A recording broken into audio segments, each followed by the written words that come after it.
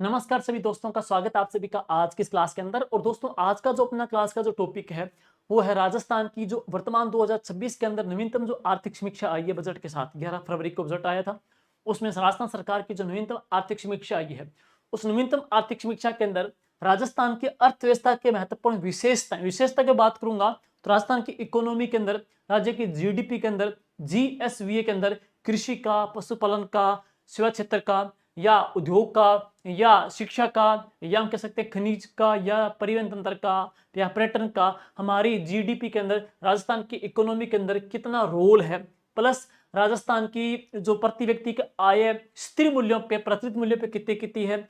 और इसके अलावा एक टॉपिक अलग से है वह राजस्थान की आय और बजट की अवधारणा, जिसके अंदर राजस्थान का पहला बजट किसने पारित किया, सर्वाधिक बजट किसने पारित किया, पहला पेपरलेस कब आया, पहला जेंडर बजट कब आया, पहला ग्रीन बजट कब आया। और इसके अलावा राजस्थान की अर्थव्यवस्था की विशेषता या चुनौतियां कौन कौन सी है वो हम पढ़ेंगे।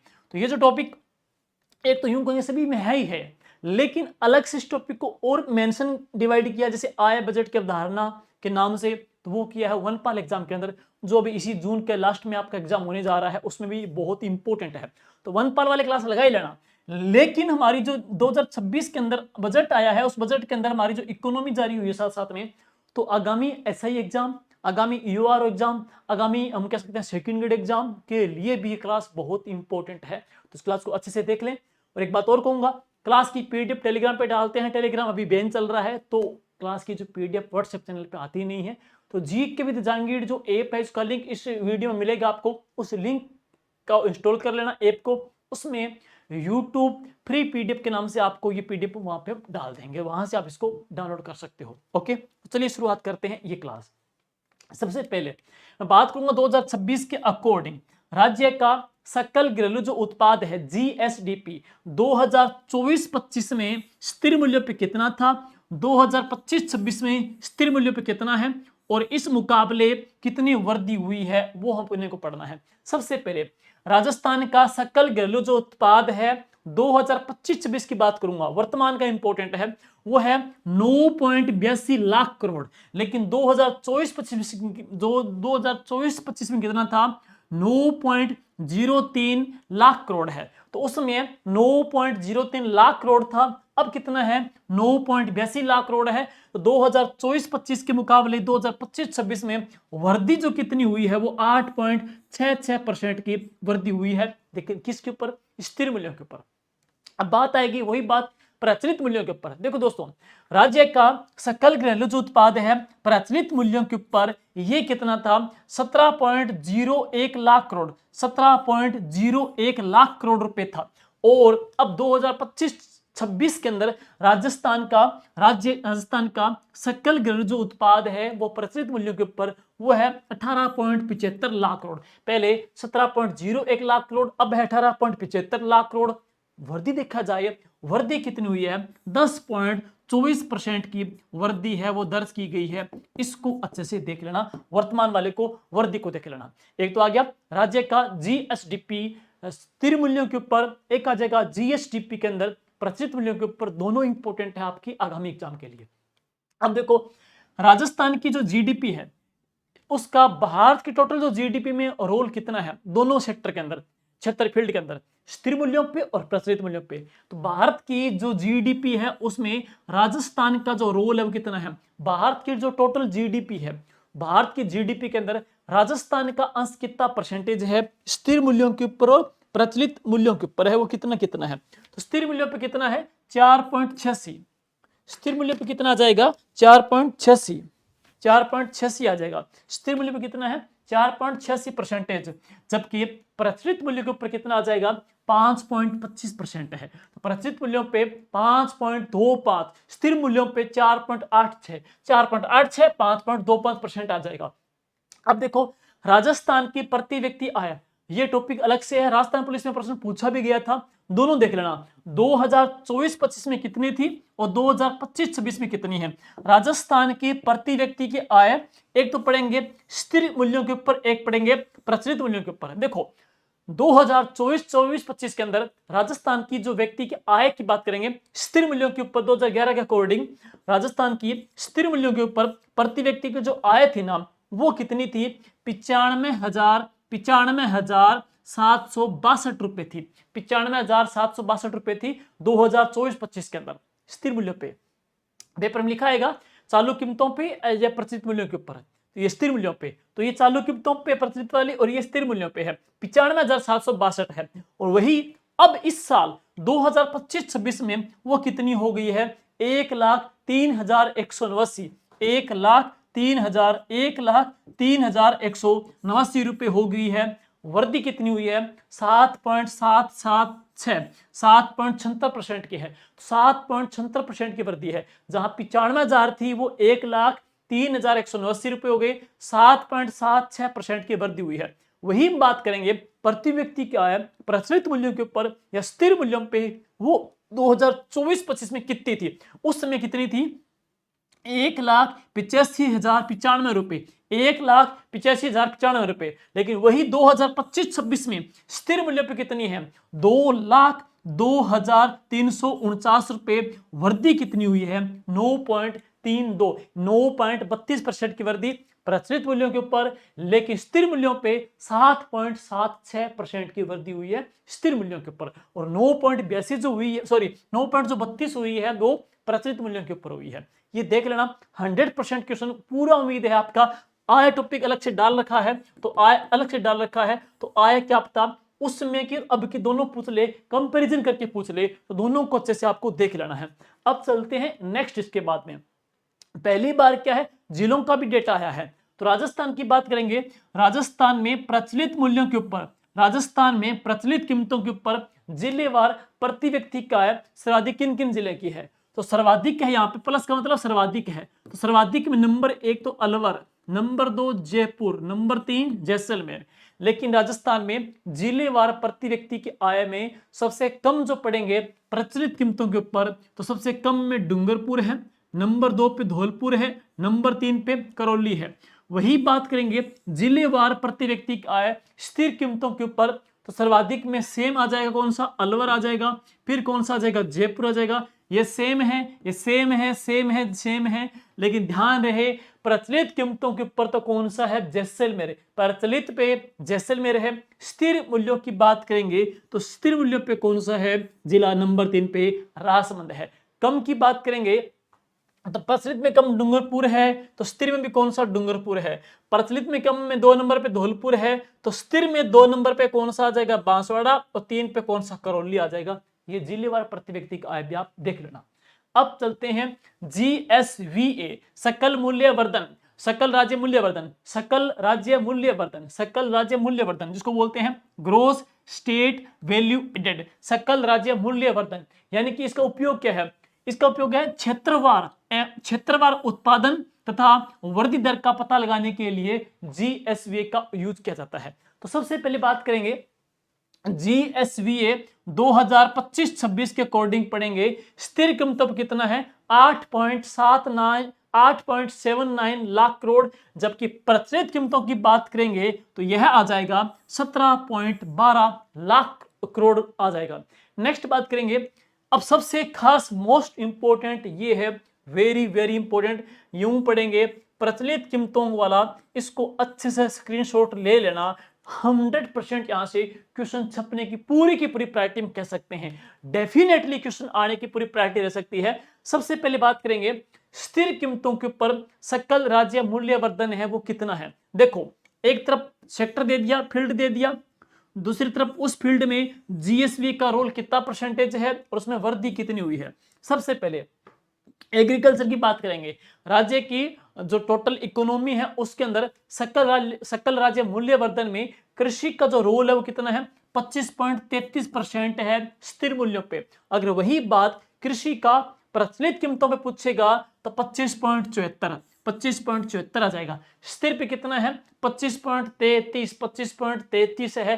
प्रचलित पे कितना है? 25.74, प्रचलित 74 है। देखो स्थिर है कम है, प्रचलित क्या चल रही है तो ज्यादा आ जाएगा 25.74। और इसके बाद हम बात करें उद्योग का, उद्योग का स्थिर मूल्य पर कितना है? 28.21% है, 28.21% है, जबकि उद्योग का प्रचलित कीमतों के ऊपर पड़ेंगे रोल कितना है? 26.55% है। 26.55% है। सेवा क्षेत्र की बात करेंगे तो 46.46% है, 40.40% है। और यहाँ पे सेवा क्षेत्र का प्रचलित कीमतों के ऊपर कितना आ जाएगा, 47.71 है, 47.71 है। तो सेवा क्षेत्र का 47.71 है, कृषि का 25.74 आ जाएगा, और उद्योग का कितना है 26.55 आ जाएगा। टोटल राज्य की सकल राज्य मूल्यवर्धन के अंदर क्षेत्रवार इनका अगर आपसे अंश पूछ ले कि एग्रीकल्चर 25.74, उद्योग 25.55, सेवा 47.71, और वृद्धि की बात करेंगे तो कृषि में हुई है 3.47% की, उद्योग में हुई है 6.99% की, और सेवा के अंदर कितनी हुई है 13.52% की। तो सर्वाधिक जो वृद्धि किसके अंदर होगी, सेवा सेक्टर के अंदर हुई है। और यहाँ पे सर्वाधिक वृद्धि किसके अंदर होगी, सेवा सेक्टर के अंदर होगी। यह स्थिर कीमतों के ऊपर है, हुई है, प्रचलित कीमतों के ऊपर आ जाएगी। नेक्स्ट अब चलते हैं प्रचलित कीमतों के ऊपर। जीएसवीए में जो क्षेत्र है उनके उप क्षेत्रों का रोल कितना है। जैसे कृषि का आपने पढ़ा कि 25.74, लेकिन कृषि के अंदर मत्स्य भी आ गया, वानिकी भी आ गया, फसलें भी आ गया, पशुपालन भी आ गया। उनका मदवार, उनका उप क्षेत्रवार पढ़ेंगे वो कितना कितना रोल है, तो वो आ जाएगा कि प्रचलित कीमतों के ऊपर जीएसवीए में उप क्षेत्रों का योगदान कितना है। सबसे पहले यहाँ पे एग्रीकल्चर का है। हमने पढ़ा था कि कृषि का कितना है प्रचलित कीमतों पे, कृषि का है 25.74% है, कितना है 25.74। लेकिन इसके 4 उप क्षेत्र आ जाएंगे, और 4 उप क्षेत्र कौन कौन से हैं। एक तो पशुपालन, वो कितना है 12.70%, दूसरा मत्स्य वो कितना है 10.97%, तीसरा है वानिकी वो कितना है 1.93, चौथा मत्स्य वो कितना है 0.14% है। तो यहां पढ़ेंगे कृषि के क्षेत्र का 25.74 में सर्वाधिक जो रोल है ना वो किसका है, सर्वाधिक जो भूमिका वो किसकी है, तो वह आ जाएगी, किसकी आ जाएगी, आपके पशुपालन की आ जाएगी। तो वह किसकी आ जाएगी, पशुपालन की आ जाएगी, 12.70% की है। मत्स्य की बात करेंगे, ये मत्स्य नहीं है, यहाँ पे ये फसलें आ जाएगी। यहाँ पढ़ेंगे, यहाँ पे यहाँ से फसलें, यहाँ पे जो पढ़ेंगे क्या आ जाएगा, फसलें, यहाँ पे क्या जाएगा, फसलें। तो पशुपालन क्या पढ़ेंगे इतने 12.70% है, 12.70% है। और जो फसलों की बात करेंगे ना तो फसलें कितनी आ जाएगी 10.97% आ जाएगी, वानिकी कितनी है 1.93% है, और मत्स्य कितनी है 0.14% है। तो सर्वाधिक रोल किसका है, पशुपालन का है 12.70 का, टोटल कितना 25.74 का है। इसी प्रकार से उद्योगों का पूछे आपसे, उद्योगों के का रोल कितना पड़ा प्रचलित कीमतों पे, वो तो 56.55% है। इसके उप क्षेत्र कौन कौन से हैं, विनिर्माण वो कितना है 10.76% है, निर्माण की पढ़ेंगे 9.30% है, खनन और उत्खनन पढ़ेंगे 3.30% है, विद्युत पढ़ेंगे कितना है 3.20% है। तो उद्योग का जो हमने पढ़ा था 26.55%, उसमें सर्वाधिक जो भूमिका उप क्षेत्रवार है ना वो किसकी आ जाएगी, तो वह किसकी है, विनिर्माण सेक्टर की आ जाएगी, वो कितनी 10.76 की है। अब इसी प्रकार सेवा क्षेत्र की बात करेंगे। सेवा क्षेत्र का देखो एग्रीकल्चर का 25.74 है, उद्योग का 26.55 है, और सबसे ज्यादा जो भूमिका है वो किसके, सेवा क्षेत्र की कितनी है 47.71% है। लेकिन सेवा क्षेत्र के अंदर जो उप क्षेत्र है व्यापार, मरम्मत, होटल, रेस्टोरेंट कितना है 13.33%, सर्वाधिक है 13.33% है। स्थावर संपदा, आवासीय, व्यवसायिक सेवाएं वो 11.20% है, अन्य सेवाएं 9.72% है, वित्तीय सेवाएं 5.07% है, परिवहन कितना है 5.04% है, लोक प्रशासन कितना है 3.34% है। इस प्रकार से 26.55, 25.74 और 47.71 ये कृषि का, उद्योग का और आपके सेवा क्षेत्र का, तीनों का रोल आ जाएगा हमारे प्रचलित कीमतों के ऊपर। हमारी राजस्थान की इकोनॉमी के अंदर इनका रोल कितना कितना है। और अब इसके बाद चलते हैं राजस्थान थोक मूल्य सूचकांक।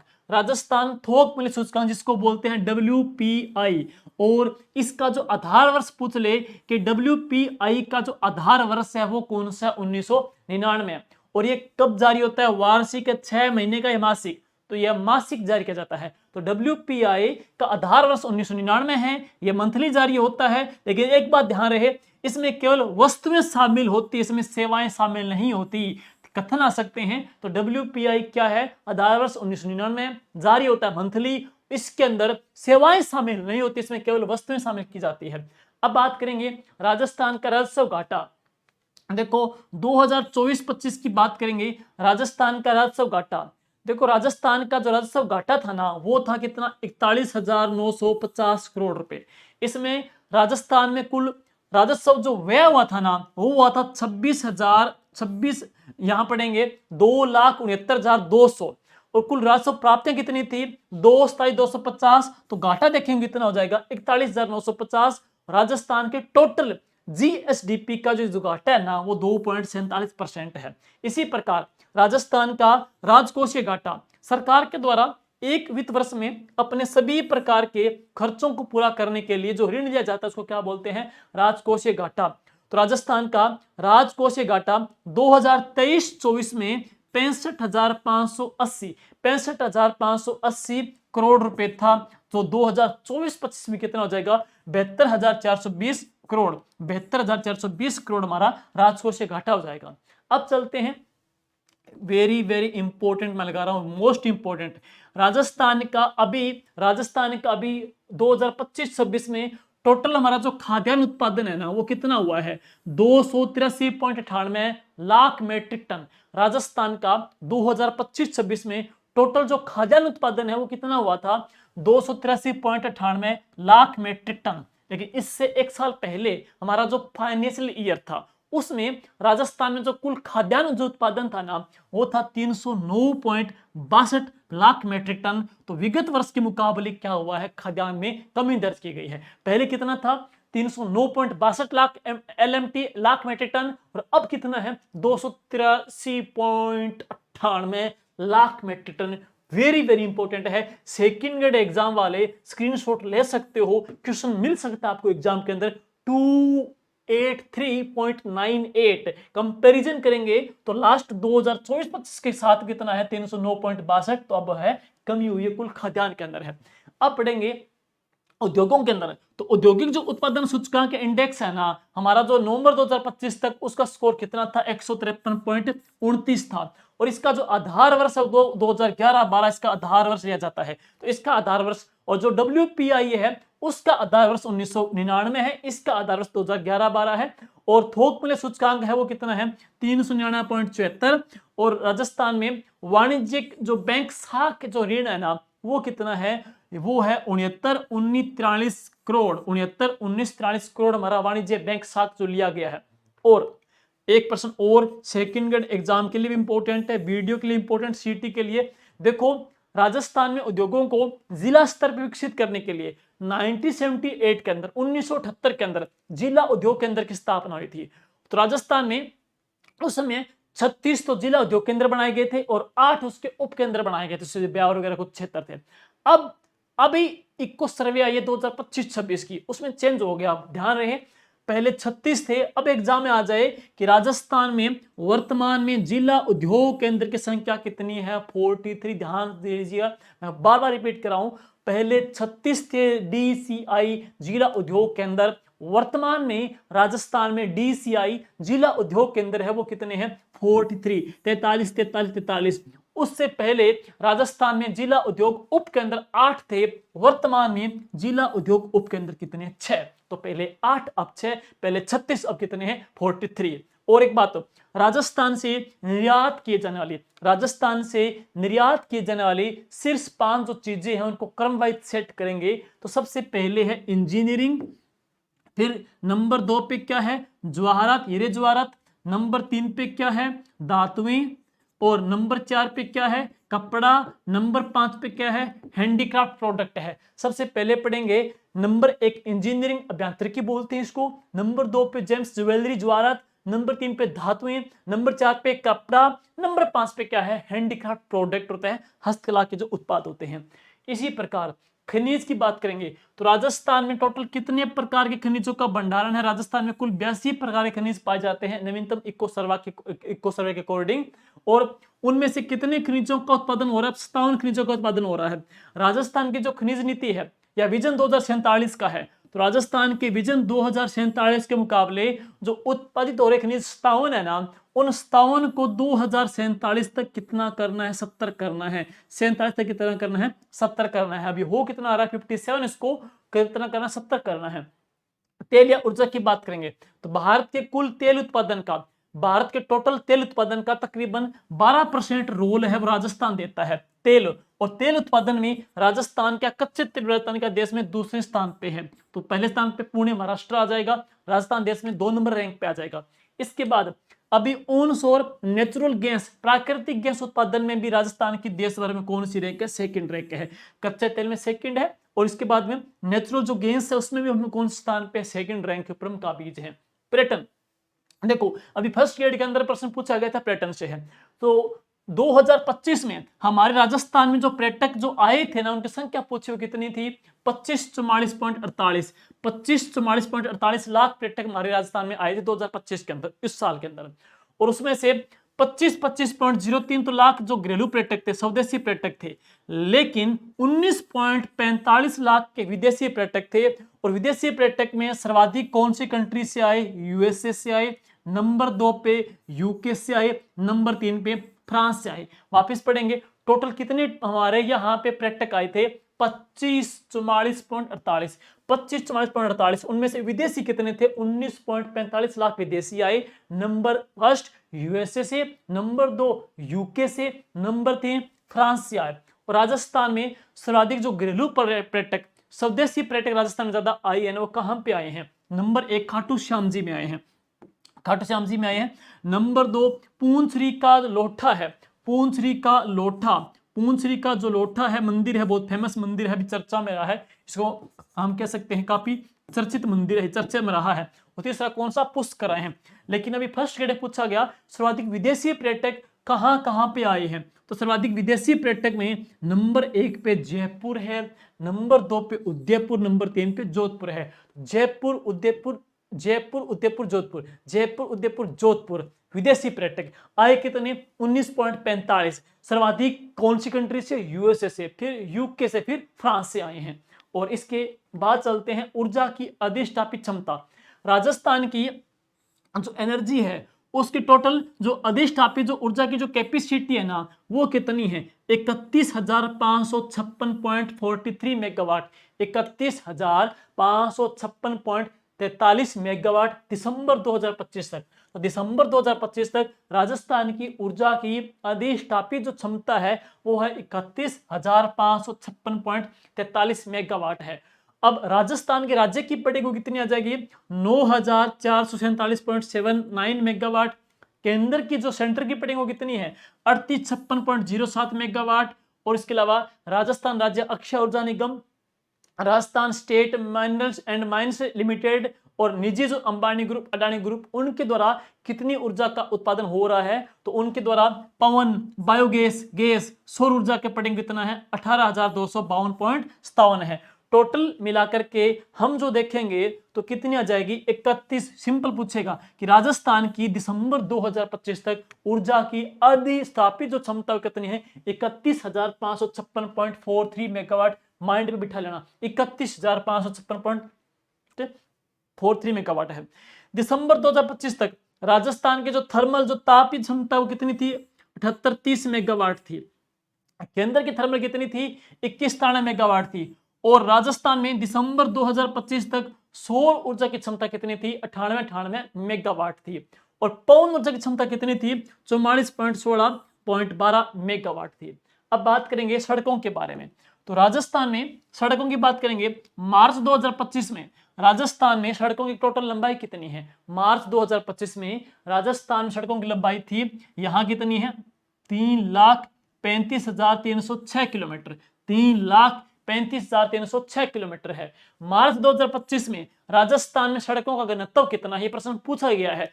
बहुत सिंपल से डिजिट है, 97.97 किलोमीटर प्रति 100 वर्ग किलोमीटर, यानी कि प्रति 100 वर्ग किलोमीटर में सड़कें वो कितनी है, 97.97 किलोमीटर प्रति 100 वर्ग किलोमीटर के अंदर है। और मार्च 2025 तक राजस्थान में नेशनल हाईवे की लंबाई कितनी थी, तो 10,790 किलोमीटर। और राजस्थान में कुल कितने एनएच है, तो 54 एनएच है। मार्च 2025 तक राजस्थान में नेशनल हाईवे की संख्या कितनी है, 54। और लंबाई कितनी है, 10,790।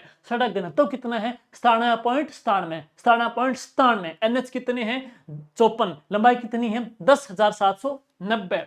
राजस्थान की रेलवे की बात करेंगे, वंदे भारत एक्सप्रेस ट्रेन कितनी चल रही है? 6 ट्रेन हमारी चल रही है, वंदे भारत की चल रही है। राजस्थान का अब पढ़ेंगे एसडीजी इंडेक्स 2025 का, तो ये संस्करण था 6.0। एसडीजी 2025 ये छठा संस्करण है एसडीजी का 6.0 के नाम से, और यह 14 लक्ष्यों के ऊपर तथा 100 संकेतांकों के ऊपर आधारित है। वापस सुनेंगे, एसडीजी 2025 6.0 14 लक्ष्य और 100 संकेतांकों के ऊपर आधारित है। और एसडीजी 6.0 में सबसे टॉप जो जिला रहा है वो झुंझुनू रहा है 67.13 स्कोर के साथ में, और सबसे नंबर 2 पे जो रहा है वो चित्तौड़गढ़ रहा है, नंबर 2 पे चित्तौड़गढ़। सबसे जो डाउन जो रहा वो कौन सा? जैसलमेर है। तो झुंझुनू नंबर 2 पे चित्तौड़गढ़, सबसे निचले पायदान पे रहा है जैसलमेर जिसका स्कोर था 51.82 और झुंझुनू कितना था? 67.13 था। अब पढ़ेंगे राजस्थान की अर्थव्यवस्था की समस्या क्या क्या है, चुनौतियां क्या क्या है जिससे हम राजस्थान जूझ रहा है। सबसे पहले पढ़ेंगे एग्रीकल्चर सेक्टर की चुनौतियां। देखो कृषि जोतों की बात करेंगे तो कृषि जोतों की इकाइयों में परिवर्तन हुआ। 2010-11 के अंदर राजस्थान में कृषि जोतों का आकार था 3.07 हेक्टेयर पर व्यक्ति का, फिर 2015-16 में घट गया, 2015-16 में कितना हो गया? 2.73 हेक्टेयर प्रति व्यक्ति। तो कृषि जोतों का आकार क्या है? वो घटा है, तो ये समस्या आ गई। इसके बाद भूमि जोतों का आकार है वो 11.07% की कमी दर्शाता है, 11.07% की कमी हो गई हमारी। अब ये मैंने यहाँ करवाई दिया। अब है कृषि क्षेत्र की कम उत्पादकता, घटती उर्वरता, जल की कमी, जलवायु परिवर्तन, प्रौद्योगिकी कमी, टेक्निक का अभाव, खंडित भूमि स्रोत, ग्रामीणों का शहरीकरण, जो ग्रामीण के लोग हैं वो शहरों की ओर जा रहे हैं तो एग्रीकल्चर सिमट जा रही है। और राजस्थान की कार्यबल के अंदर सर्वाधिक जो रोल है किसका है? कृषि का तो है। हमारी 62% जो आबादी है वो एग्रीकल्चर के ऊपर ही डिपेंड है। और अगला है निवेश की कमी। अर्थव्यवस्था में कुल सकल पूंजी निर्माण के प्रतिशत के रूप में कृषि क्षेत्र में सकल पूंजी निर्माण वित्तीय वर्ष 2011-12 में 8.5% से कम होकर के 2018-19 में कितना हो गया? 6.5% पे पहुंच गया है। तो क्या है? इसमें निवेश की कमी को दर्शाता है। कृषि जोतों की आकार घट गया, टेक्निक का अभाव हो गया, शहरीकरण हो गया, कृषि में निवेश कम हो रहा है, ये भी चुनौती हो गई। अब है कृषि भूमि का घटता क्षेत्र। 2010-11 के अंदर कृषि गणना अनुसार कृषि जोतों का जो क्षेत्रफल है 211.36 लाख हेक्टेयर था, 2015-16 में घट करके 208.73 लाख हेक्टेयर हो गया है, और यह 1.24% की कमी को दिखा रहा है। इसके अलावा आधुनिक टेक्निक का अभाव हो गया, जो यंत्र है, नए टेक्निक के यंत्र है उनको हमारे किसानों तक जल्दी उपलब्ध नहीं हो पाते, वर्तमान में धीरे धीरे पहुंच रहे हैं, तो इनका अभाव है। और औद्योगिक क्षेत्र की चुनौती क्या क्या है? आधारभूत सुविधाओं का अभाव। कोई उद्योग स्थापित करते हैं सूती वस्त्र का, सीमेंट का, तो आधारभूत जो सुविधाएं होती है उनका अभाव है। इसके अलावा जो कुशल श्रमिक है वो नहीं मिल पा रहे, उनका अभाव है। तीसरा है साइबर सुरक्षा की आवश्यकता। आजकल साइबर क्राइम काफी हो रहे हैं, तो वर्तमान में भी कोई उद्योग स्थापित करना चाहता है, कोई व्यक्ति फंड निवेश करना चाहता है, तो साइबर सिक्योरिटी नहीं मिल पा रही पूरी, तो वो भी दिक्कत आ रही है।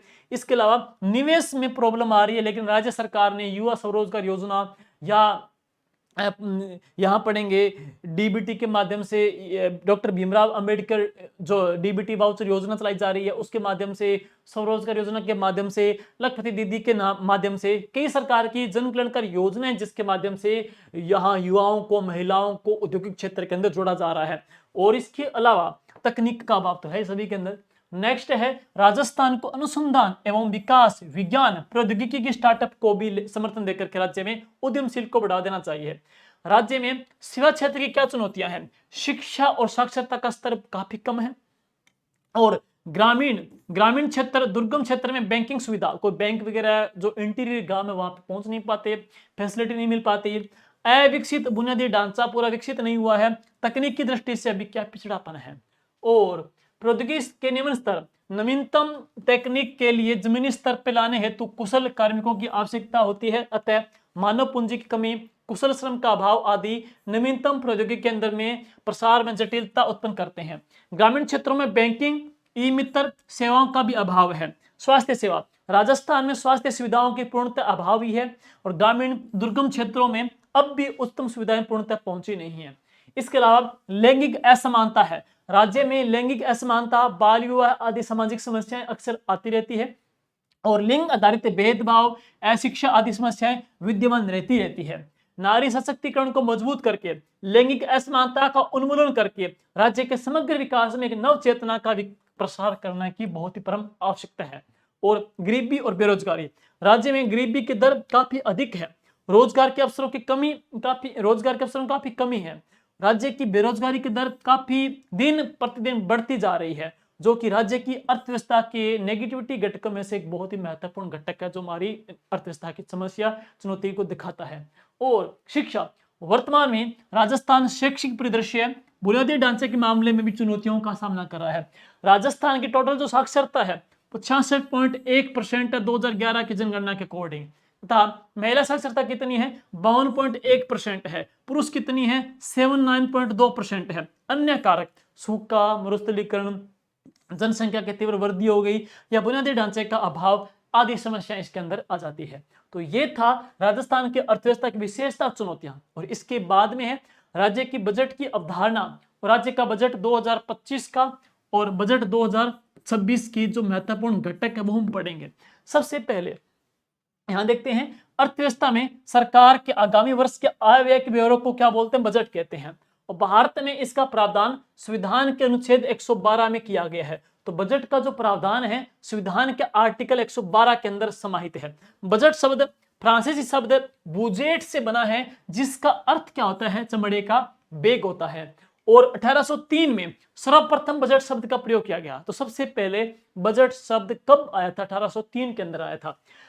राज्य सरकार हेतु बजट की ऐसी व्यवस्था अनुच्छेद 202 के अंतर्गत भी की गई है। भारत में एक बजटीय वर्ष या वित्तीय वर्ष 1 अप्रैल से लेकर के 31 मार्च तक होता है। तो ध्यान से प्रश्न देख लेना, बन सकता है कि भारत में एक बजटीय वर्ष या वित्तीय वर्ष कब से कब तक होता है, 1 अप्रैल से 31 मार्च तक होता है। और भारत में प्रथम बजट 7 अप्रैल 1860 को वायसराय लॉर्ड कैनिंग की परिषद के वित्तीय सदस्य जेम्स विल्सन के द्वारा प्रस्तुत किया गया। तो पहला जो बजट है वो जेम्स विल्सन के द्वारा प्रस्तुत किया गया था। कब, 7 अप्रैल 1860 को जेम्स विल्सन को भारतीय बजट का प्रेरणा माना जाता है, प्रणेता मानते हैं। तो भारतीय बजट का प्रणेता किसे मानते हैं, जेम्स विल्सन को मानते हैं। और स्वतंत्र भारत का पहला बजट 26 नवंबर 1947 को प्रथम वित्त मंत्री R.K. सेठी के द्वारा प्रस्तुत किया गया। तो आजादी के बाद प्रश्न आ जाए पहला बजट कब पारित हुआ, तो 26 नवंबर 1947 को किसने पारित किया, R.K. सेठी जो वित्त मंत्री थे प्रथम, उन्होंने पारित किया। जॉन मथाई ने गणतंत्र भारत का पहला बजट 1950 में पेश किया। तो गणतंत्र भारत का पहला बजट किसने पेश किया, जॉन मथाई ने। 1999 में वित्त मंत्री यशवंत सिंह सिन्हा ने बजट पेश करने का समय 11 बजे फिक्स किया था। तो किसने पेश किया, ये वित्त मंत्री यशवंत सिंह सिन्हा ने। वर्ष 2017 से पहले भारत में संघीय बजट को 2 लेवल पे प्रस्तुत किया जाता था। एक था आम बजट, वित्त मंत्री के द्वारा प्रस्तुत किया जाता था। दूसरा है रेल बजट, जो कि रेल मंत्री के द्वारा प्रस्तुत किया जाता था। लेकिन नोट देख लेना, एडवर्ड कमेटी की सिफारिश के अनुसार 1925 से भारत में जो रेल बजट है वो आम बजट से अलग हो गया। प्रश्न बन जाए कि जो रेल बजट केंद्रीय बजट से अलग कब हुआ, 1925 को किसकी सिफारिश पे, एडवर्ड कमेटी की सिफारिश पे 1925 से अलग हो गया था ये दोनों से। और इस प्रकार से 2017-18 में रेल बजट को आम बजट के साथ प्रस्तुत करने का निर्णय लिया गया। लेकिन वापस पढ़ेंगे 2017-18 से ही रेल बजट को आम बजट के साथ में ही प्रस्तुत करने का निर्णय ले लिया गया। और 2019 में श्रीमती निर्मला सीतारमण बजट पेश करने वाले प्रथम वित्त मंत्री तथा दूसरी भारतीय महिला बन गई थी। अगला क्वेश्चन, सबसे ज्यादा 10 बार बजट पेश करने का जो रिकॉर्ड है पूर्व प्रधानमंत्री मोरारजी देसाई के नाम है। पूर्व राष्ट्रपति प्रणब मुखर्जी ने वित्त मंत्री के रूप में 7 बार बजट पेश किया है। तो सर्वाधिक किसका है, मोरारजी देसाई का 10 बार। इसके बाद देखेंगे पूर्व राष्ट्रपति प्रणब मुखर्जी ने वित्त मंत्री के रूप में 7 बार बजट पेश किया है। नोट, देश का पहला पेपरलेस बजट 2021-22 में प्रस्तुत किया गया था। अब बात करेंगे राजस्थान की बजट की। तो संविधान के आर्टिकल 202 के तहत प्रत्येक राज्य में राज्यपाल को राज्य के वित्त मंत्रालय से प्रत्येक वित्तीय वर्ष एक वार्षिक वित्तीय एक विवरण को बजट बोलते हैं। लेखन अनुदान संविधान के अनुच्छेद 116 के 1 के तहत यह प्रावधान है कि संसद प्रक्रिया पूर्ण होने से पूर्व ही वित्तीय वर्ष के प्रथम 2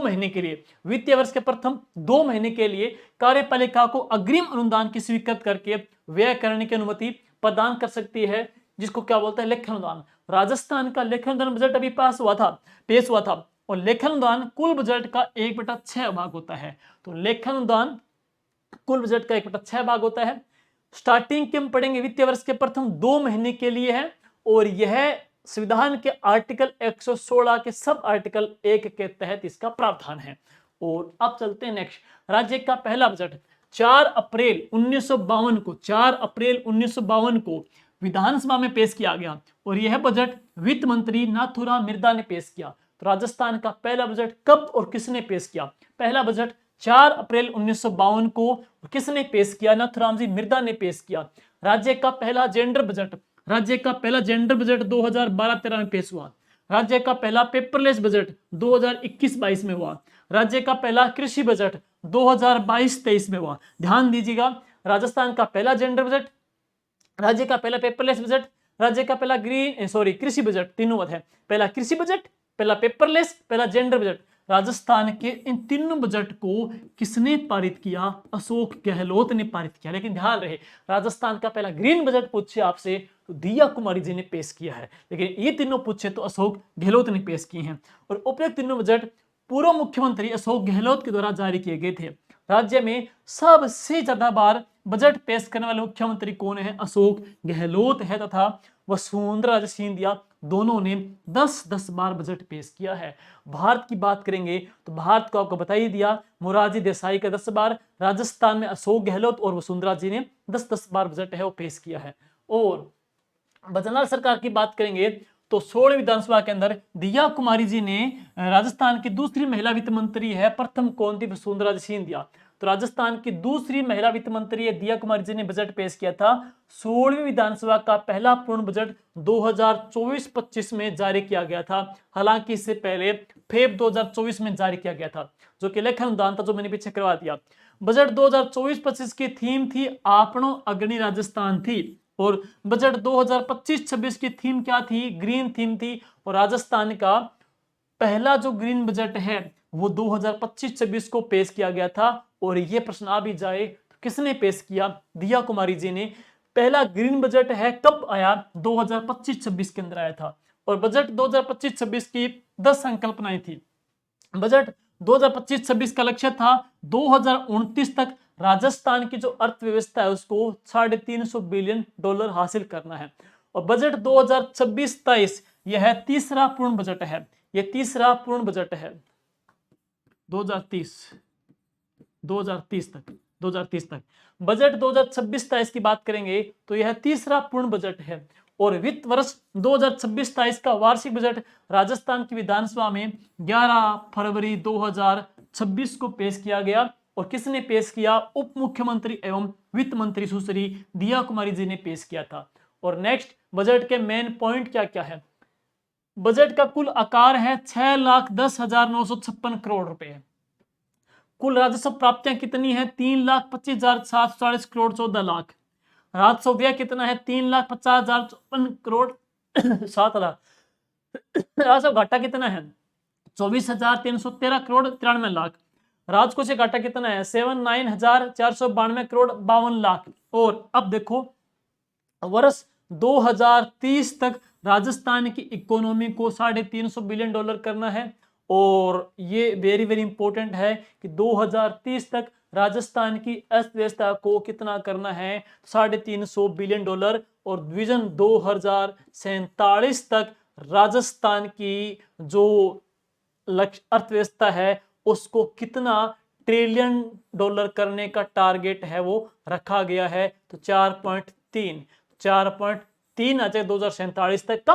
और 2030 तक कितना आ जाएगा? $350 बिलियन आ जाएगा। और राजस्थान का बजट 2026-23 का आया था, तो उसके तहत हम बात करेंगे 10 स्तंभ है। 10 स्तंभ कौन कौन से? पहला स्तंभ अवसंरचना का विस्तार करना। दूसरा स्तंभ नागरिक सुविधाओं से गुणवत्तापूर्ण जीवन स्तर में वृद्धि करना। तीसरा स्तंभ औद्योगिक विकास एवं निवेश को प्रोत्साहन देना। पेपर में आ सकता है। 2026-23 का तीसरा पूर्ण बजट है और इस बजट के कुल कितने स्तंभ है? 10 स्तंभ है। हमारी इकोनॉमी को 350 2030 तक 4.3 जो ट्रिलियन करना है 2047 तक करना है। चौथा स्तंभ है मानव संसाधन का सशक्तिकरण। पांचवा है सुदृढ़ सामाजिक सुरक्षा प्रणाली। छठा है पर्यटन, कला एवं सांस्कृतिक धरोहर। सातवां है सुशासन एवं डिजिटल परिवर्तन और आठवां है कृषि विकास एवं किसानों का कल्याण करना। नौवां है हरित विकास एवं पर्यावरणीय सततता बनाए रखना। 10वां है 2047 तक 4.3 ट्रिलियन डॉलर को मजबूत अर्थव्यवस्था राजस्थान की बनाना है। तो ये है राजस्थान के बारे में। और ये जो क्लास है राजस्थान 26-27 की बजट की, मैंने इसे जस्ट पहले करवा रखी है, वो आप देख सकते हो। तो ये क्लास हम यूं कह सकते हैं वलपाल वाले बच्चे और आगामी जो बच्चे हैं सेकंड ग्रेड वाले, एलडीसी वाले, वो भी देख सकते हो, क्योंकि इस टॉपिक को आपके सिलेबस में भी वैसे डाला हुआ है। थैंक यू, जय हिंद।